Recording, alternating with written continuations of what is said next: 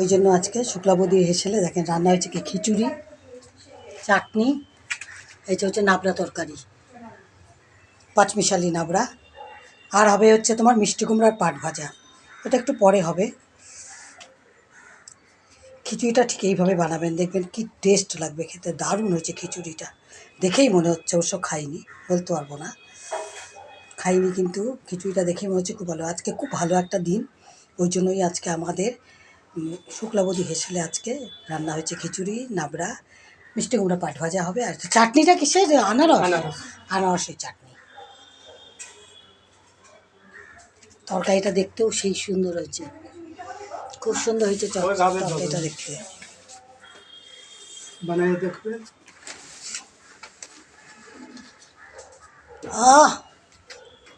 ঘানে অর্ধ ভোজন, বুঝলি রামু?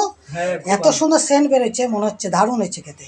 খিচুড়ি, চাটনি, নাবড়া সবটাই অপূর্ব হয়েছে, মনে হচ্ছে গন্ধে।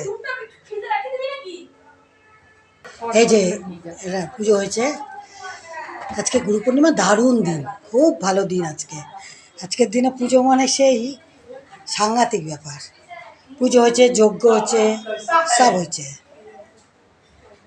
এই যে মিষ্টি কুমড়ার পাট ভাজা হবে, এই যে খামি রেডি, এই যে মিষ্টি কুমড়া কাটা, এই তেল বসানো হয়েছে, কড়াইয়ে তেল গরম হবে, তারপরে বড়া তৈরি হবে, তাই না?